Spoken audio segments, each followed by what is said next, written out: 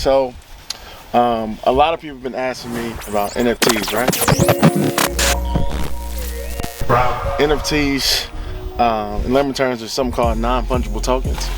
And fungible is, to break it down, like in layman's terms, it's all it is something that's like irreplaceable, right? So you got things like money can be traded for money, right? Like, so that's fungible. But something that's non-fungible is something that is rare, right? That you can only get one time. And that's all really NFTs are, is really like digital deeds that like verify the authenticity of a product, right? So, example, I got some Dior ones, right? So Dior ones are, if you're in the sneaker community, it's a shoe that a lot of people want to have, right? But it's really rare because they only made a certain amount of quantity, right? So they've only made a certain amount, and if you were able to get this at a certain, if you were able to get it at the floor level, which is like when it first came out at the stores, I don't even know when it came out, you win, right? But most people get them on like the retail market, which I got it when you get hit over the head and you pay like 15,000 or some shit like that. But see, what's funny is if you're in the sneaker community, you know that, all right, shoes like this hold their value over time. And just like with digital art or NFTs, like you can make money in it's like 3 ways, right? And I'm just talking like freestyle. This is the first time I've ever even mentioned things about it, because I really just got hit during Art Basel. I went down there to kick it, and every event was on it. So then I started looking, and I was like, yo, this is crazy, because all right, this person's doing a project, this person's doing it, and I'm seeing the numbers where somebody gets something for $300 and they sell it 11 days later for like 15,000. Let me get some tissue. Hey, let me get that tissue in your pocket. We'll keep it going because my nose is running like mud. Steve is my guy. Steve is my person that makes me look amazing. But can I get that tissue up in your pocket? Because my nose be running like a mud. And we don't keep all this G. We don't keep it all raw, because life is not about having the perfect edits and shit like that. All right, so did you throw it away? I ain't got that. It was in your pocket. I think I threw that shit away. You threw it away. Thank you, so. All right, we won't keep him there. Thought that was my man, but he's not. All right, right now. That's cool. That's Steve right now.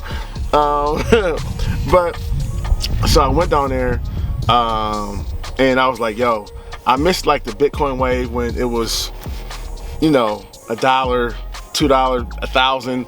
You know, like I missed that. And one of my closest friends, Josh, always gets something like, bro, anytime you get money, invest in Bitcoin. So when this came out and it didn't make sense, I said, I need to get on it now, because when it started making sense to everybody, it's gonna be too late. And really in that community is so much money that you can make. And it's crazy. So the first step, and you can make money, is creating it, right? Being a creator, where you create a project from scratch, and depending on your popularity, you can put a product out, and then you can release 10,000 images, you know, 1,000, however many you want, and based on how many people really feel to you, is that deems how the project is going to be. So I've seen people launch products that only had TikTok accounts where they had 1 million followers and things like that, but get partnered with the right celebrities and things like that, they were able to make millions. Second way you can make money in NFTs is the flippers, right? So if you get it for, let's say somebody got this shoe when it came out, let's say it may have been wholesale for, I don't know, 300, 400, 500, something that, so that's the floor price. When they're talking about floor, that's like getting it at the wholesale level.